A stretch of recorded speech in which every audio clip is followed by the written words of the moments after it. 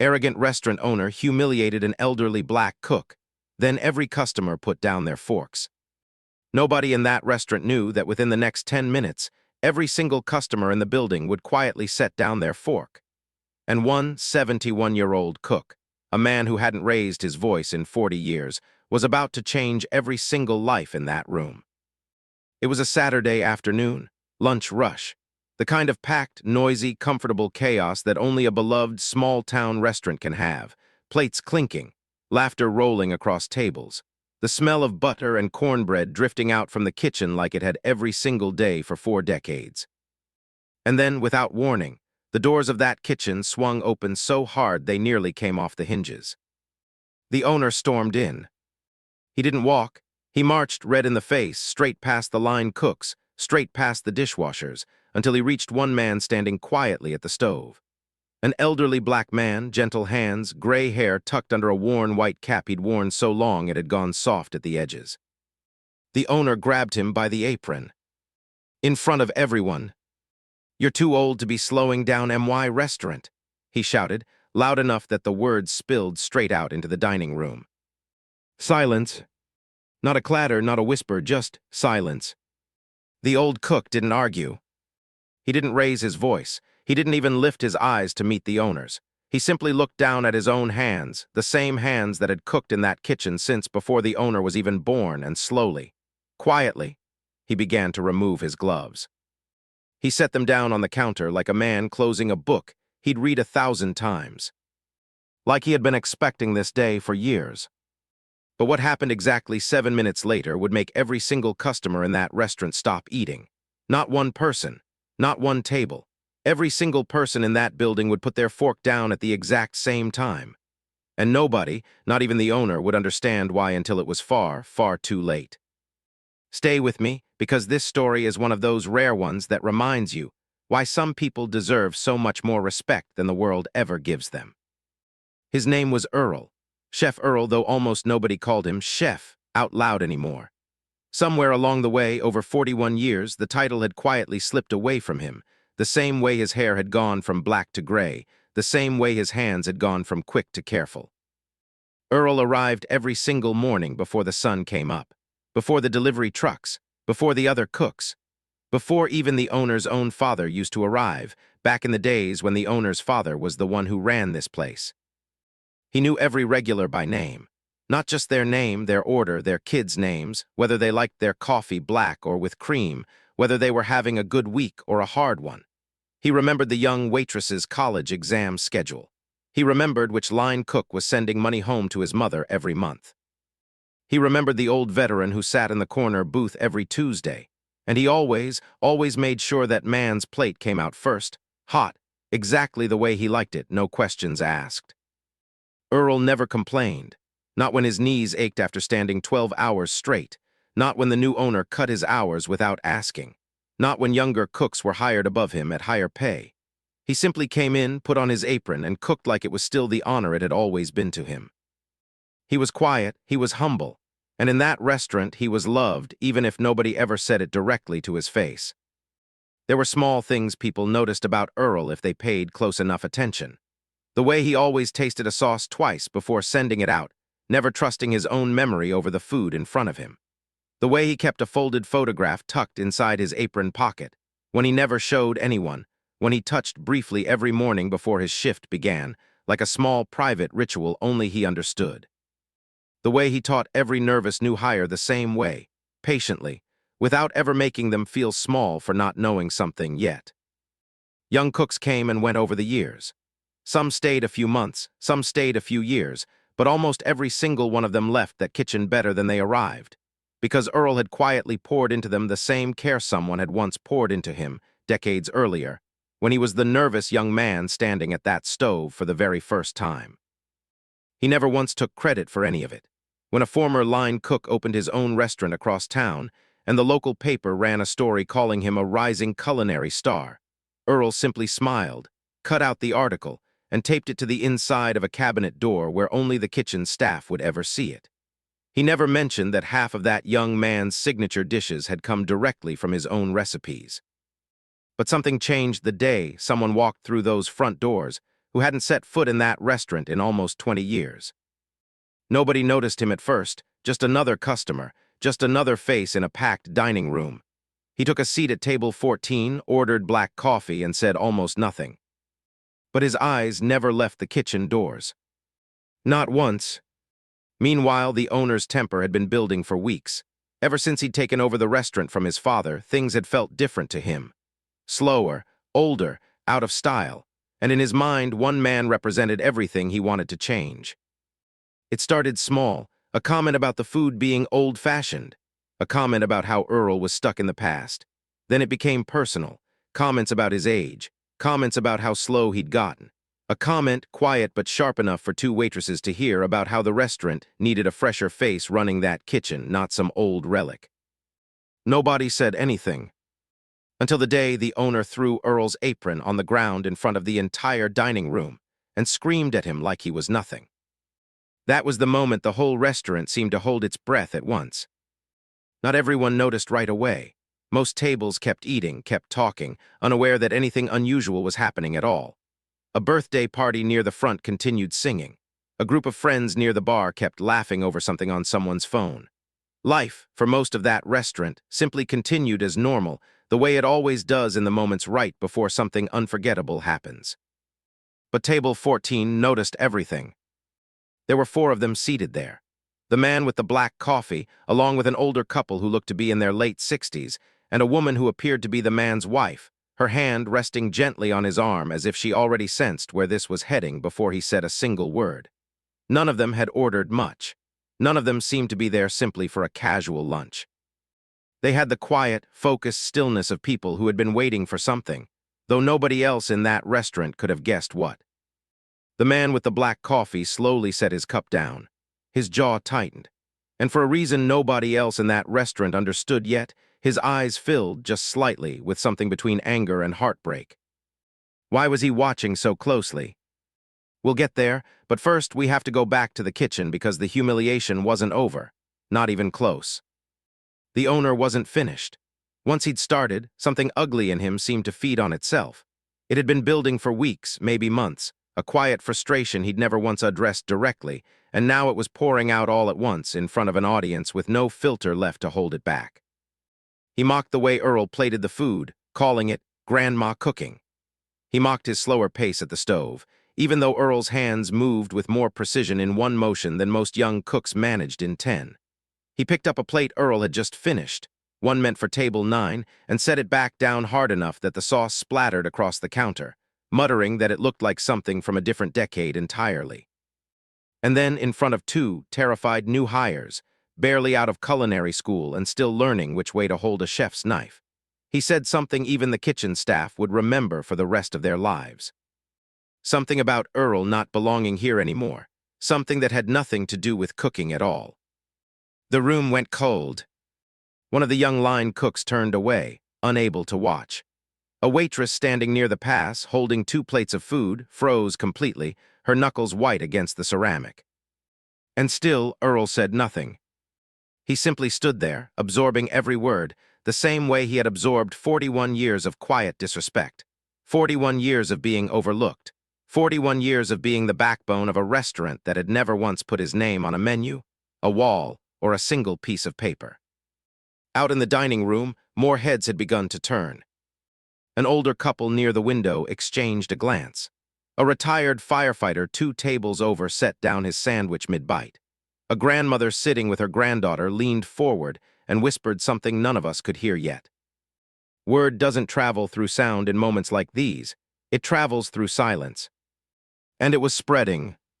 At table 14, the man with the black coffee finally spoke, quiet enough that only the woman across from him could hear.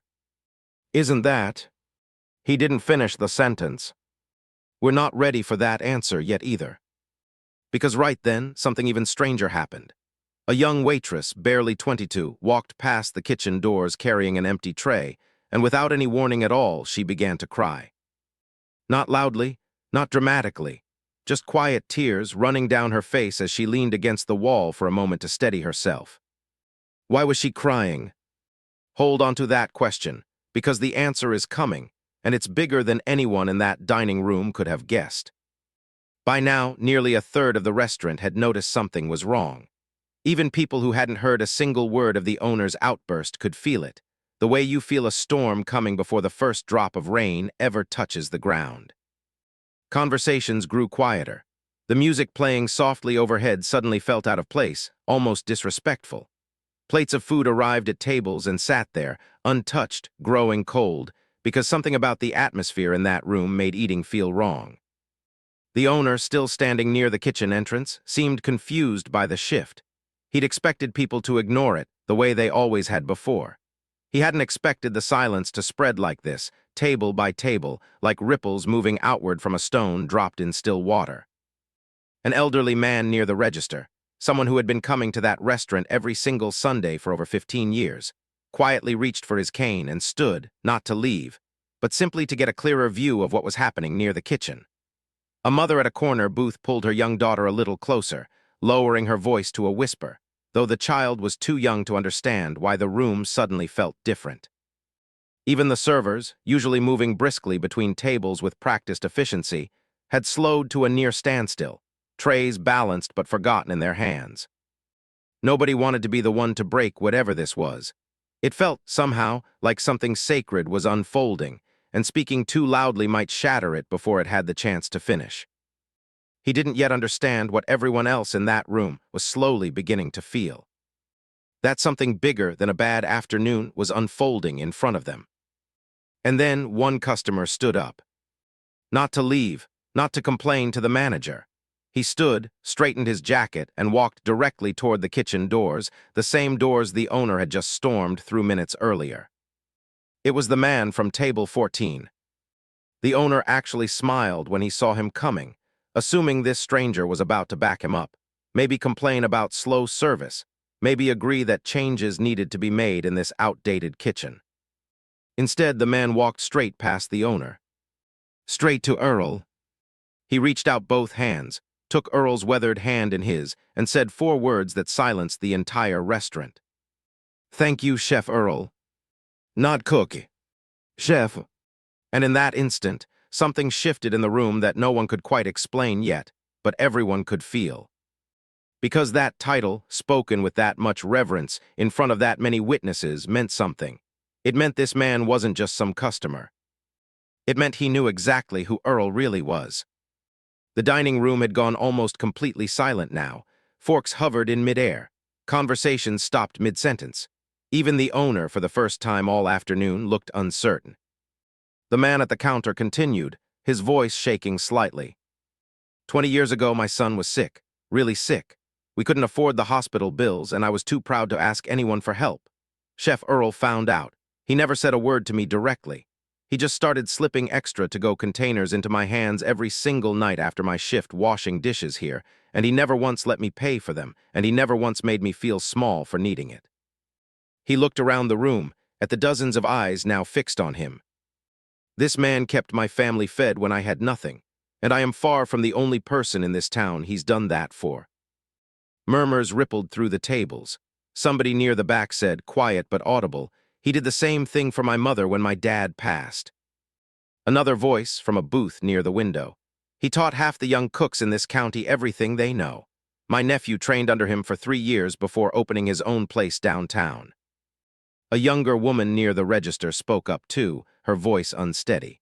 "He drove 2 hours round trip to bring soup to my grandmother every week while she was sick last winter. Never asked for gas money. Never even let us thank him properly."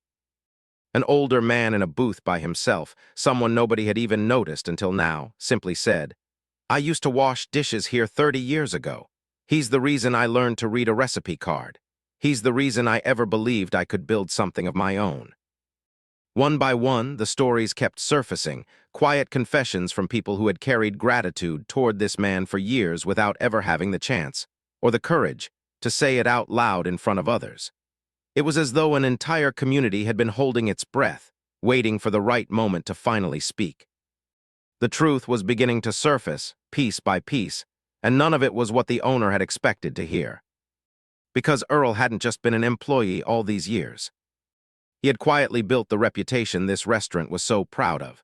He had trained cooks who went on to open their own successful kitchens across the entire region. He had fed struggling families without ever asking for credit or recognition.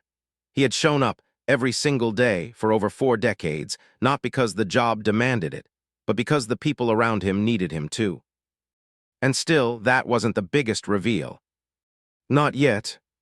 Because as the room grew quieter, one by one, something started happening that none of the staff had ever seen before. Customers began putting down their forks. At first, it was just one table. An older woman set hers down gently on the edge of her plate, her eyes fixed on Earl. Then another table followed, a father and his teenage son both watching in silence. Then another, and another. Nobody said a word. Nobody stood up to leave. They simply stopped eating, one table after another, until the entire restaurant, every single person in that packed dining room, sat in complete stillness, forks resting untouched beside half-finished meals. It wasn't a protest. It wasn't planned. It was something deeper than that. It was dozens of people, without needing to discuss it, choosing together to say, "We see this man, and we will not pretend otherwise." The owner stood frozen near the kitchen doors, watching this unfold.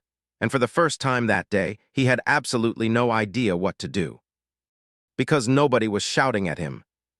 Nobody was arguing. The silence itself had become the loudest thing in the room. And that's when the owner's eyes drifted, almost by accident, toward the far wall of the dining room. Toward a small, dusty, black-and-white photograph that had hung there for as long as he could remember, when he had walked past 10,000 times without ever really looking at it. He crossed the room slowly, as if pulled by something he didn't fully understand yet, and stood in front of that photograph for the first time in his adult life. It showed two men standing in front of the very same restaurant, back when it had first opened its doors. One of them was his own father, young, proud, beaming in front of the building he'd just built. And standing right beside him, in a crisp white apron, was a much younger version of the man he had just humiliated in front of an entire dining room. Earl's, not as an employee, as a founding partner. The restaurant that bore his family's name on every menu, every sign, every piece of stationery, had been built with Earl's hands as much as his father's. Every recipe that had made this place famous for 40 years, every secret in that kitchen that customers had driven hours to taste, had come from the mind and heart of the very man he had just called old, slow, and irrelevant. His father had never told him. Or maybe he had once, long ago. In a conversation the owner had been too young or too distracted to fully absorb. Either way, the truth was hanging on that wall the entire time, in plain sight, gathering dust, waiting for someone to finally stop and really look. The owner turned back toward the dining room, toward the silent tables, toward the untouched food, toward dozens of people who had somehow understood before he ever did exactly who they were sitting in front of. And then he turned toward Earl. For a long moment he said nothing at all. His hands were shaking. His voice, when it finally came, barely rose above a whisper. "I didn't know," he said. I am so sorry. I had no idea what you built here, what you've done for this town, for my own family." Earl looked at him for a long moment, not with anger, not with satisfaction, just quiet, steady patience, the same patience that had carried him through 41 years of being overlooked. He didn't raise his voice. He didn't ask for an apology on a stage, or a public announcement, or his name suddenly added to the sign outside. He simply said, gently, in a voice that somehow reached every corner of that silent room, "Respect is the first ingredient in every great meal, son. Everything else you can learn." Nobody in that restaurant moved for a long moment. If you've ever watched someone treated as less than they deserved simply because of their age, or the color of their skin, or how quiet and humble they chose to be, I want you to share that memory in the comments below. Someone reading this today might need the reminder that respect is never something people age out of earning. Slowly, table by table, forks were picked back up.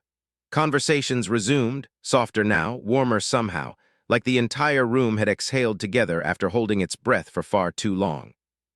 The young waitress who had cried earlier walked over and hugged Earl without saying a word. The man from table 14 shook his hand one more time before quietly returning to his coffee, now gone cold, though he didn't seem to mind at all. In the weeks that followed, things changed at that restaurant, not with a dramatic announcement, not with a press release, but in the small, quiet ways that actually matter. Earl's name went up beside the founders, right there on that old photograph, framed properly now, cleaned, respected, finally given the light it always deserved. Young cooks in that kitchen started calling him chef and meaning it. The owner started arriving early some mornings, not to check up on anyone, but simply to sit and listen while Earl told him stories about his own father, stories he'd never once taken the time to hear. Earl never asked for an apology louder than the one he received. He never asked for a raise or a title or a plaque on the wall. All he had ever wanted all along was simply to be seen. Regulars who had eaten at that restaurant for years without ever learning his last name began stopping by the kitchen window just to say hello. Some brought him small gifts, a jar of honey from their own garden, a handwritten thank you card, a photograph of a dish he'd once made for their family decades earlier that they'd kept all this time. The man from table 14 came back the following week, and the week after that, and eventually became someone Earl looked forward to seeing every single Tuesday, the two of them sharing coffee and quiet conversation before the lunch rush began. The owner kept his word too. He didn't just fix the photograph on the wall and move on. He sat with Earl evening after evening, long after the last customer had gone home, and finally asked the questions he should have asked years earlier. About his father, about the early days of the restaurant, about the recipes that had quietly built this place into something the whole town was proud of. And for the first time in a very long while, Earl found himself talking, really talking, about a life he had spent so many years simply living quietly and never sharing. And on that Saturday afternoon, in a packed restaurant full of strangers, he finally was. If this story moved you even a little, do me a favor. Hit like, subscribe if you haven't already, and share this with someone in your life who still believes that kindness, patience, and respect are worth serving up every single day, no matter how old you are, or how long the world has made you wait to be recognized. Because somewhere out there, right now, there's another Earl, quietly working, quietly giving everything they have, waiting for anyone to finally stop, look up, and truly see them. Don't wait as long as that restaurant did.